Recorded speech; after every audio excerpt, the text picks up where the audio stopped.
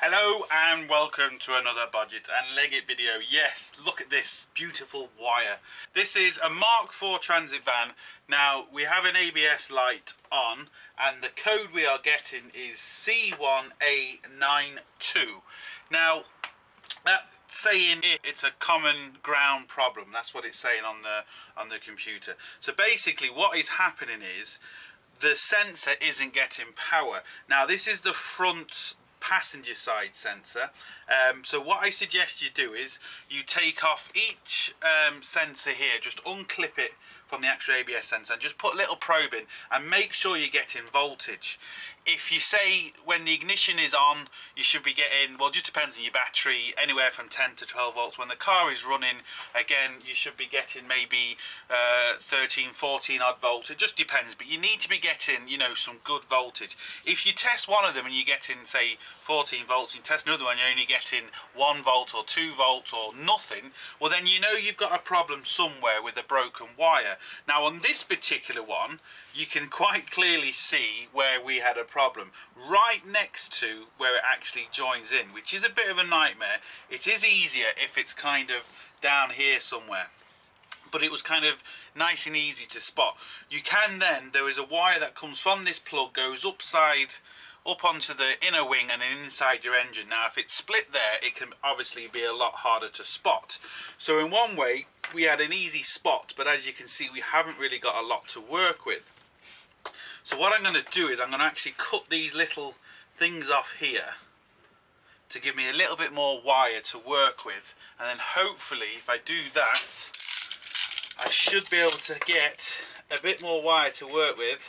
Now don't get me wrong, you could also just go to Ford for example and get a new piece of these wires, but to be fair, you know, I'm not sure how much it's going to cost, but you don't really need to do it. The way we're going to do it is just going to be just as good as buying a new one. It's not really essentially going to be that different. So what I'm going to do is, no point me showing you this, I'm just going to cut this plastic off just to give me that much wire, that much more wire. Once I've got the plastic cut off, I'll turn the camera back on and we'll continue. Right, now as you can see, I've managed to get all the bits of plastic off that was around, and these little, now these are waterproof joints, don't get me wrong, but we're going to be okay.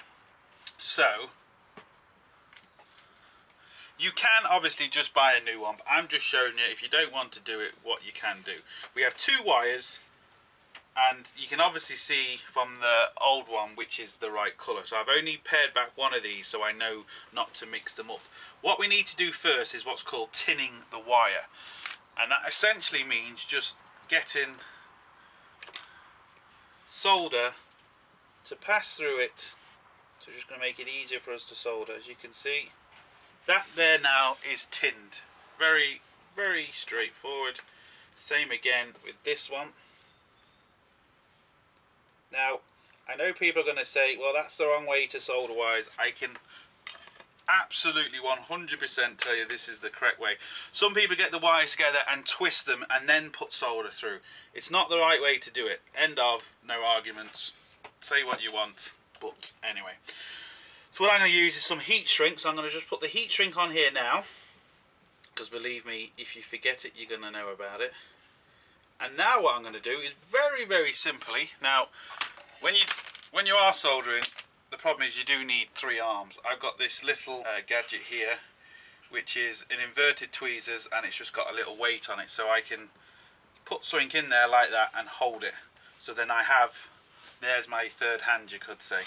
And all I'm doing is lining these wires up side by side, which is the correct way, and then literally just touching the solder.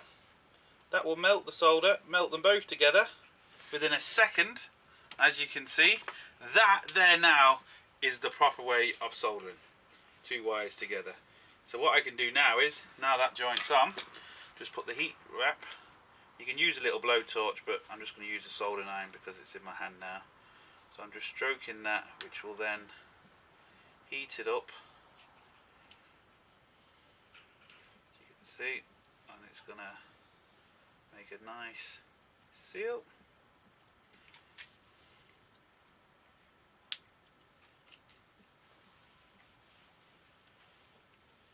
And there we go. So there's one done. We're going to Now do the other one, and this is very simple, very straightforward, and yeah, brilliant. And if you are unsure after you've finished, what you can do is just test for continuity. So put your tester on there, make sure it bleeps, just to make sure you've got no more cuts in here. Now, to be fair, if you've maybe got another cut in here, I would suggest maybe getting a new one. You don't want to be putting too many repairs in it, it's just causing more weak points. This thing should just come off.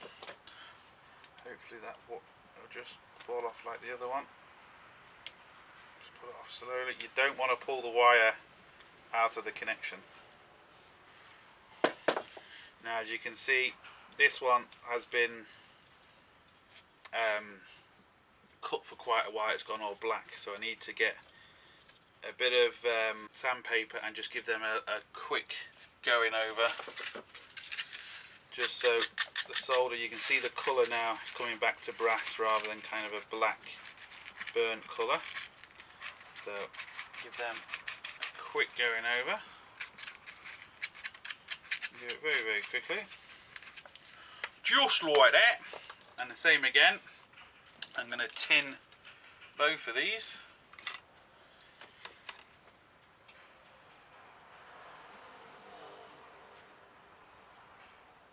Lovely. Now, that smoke you see coming off, you don't want to be inhaling in that.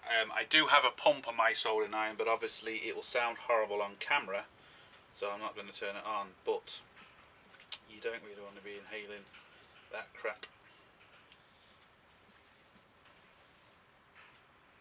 Now, I haven't cleaned that properly enough because the solder isn't sticking to it. This is why it is important to make sure it's clean. Normally what you do if you see kind of them wires is you would cut it back until you get good wires, but obviously I can't cut that back, so I'm just going to have to keep moving the wires around and cleaning it. Hopefully that's okay now.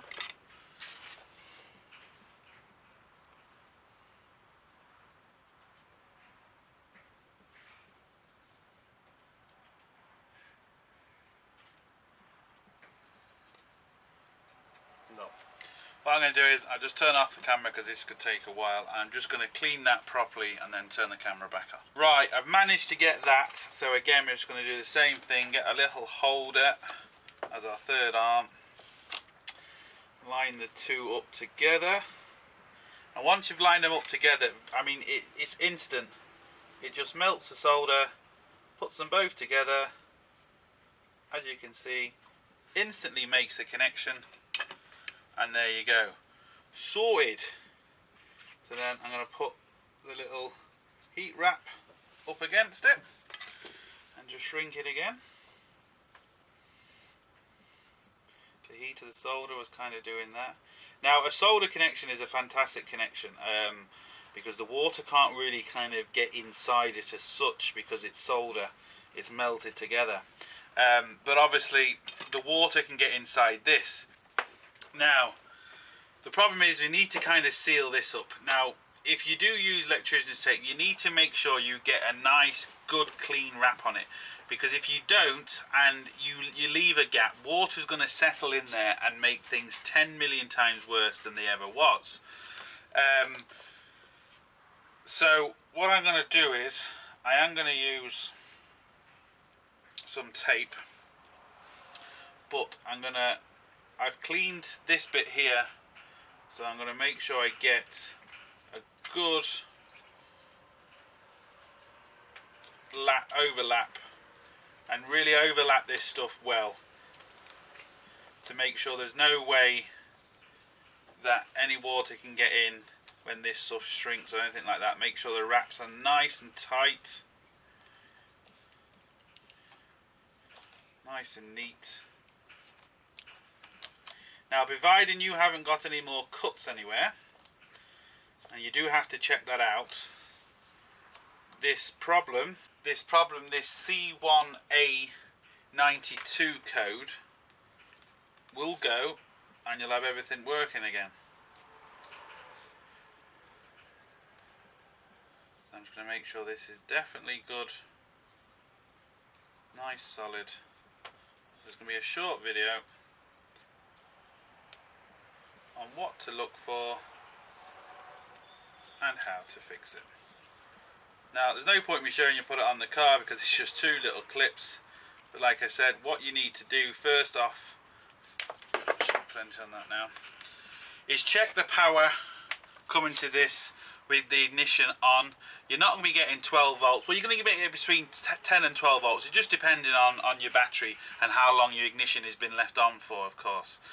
But if you find on one of them you're getting, you know, say 10 volts and others you're getting nothing, well then you know you have a problem inside here. What I do suggest you do now you fix this is just test for continuity. Make sure it bleeps so you know you've got continuity. So the continuity test, you'll hear a beep. So what I'm going to do is shove this down on one pin. A bit tricky to do this on camera.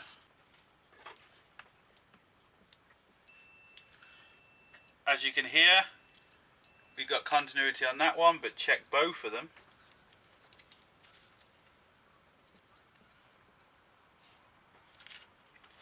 I am seriously struggling to get them in here. There's the second one. So you want to check that before you put it back on, because you could have, like I said, have another break in it. This now, providing you've got no other breaks anywhere else, this will repair that problem 100%. But like I said, if you've got, you still, just because this part is okay doesn't mean the bit that connects from this up to the ABS pump and all the sensors is okay, so you need to check that as well.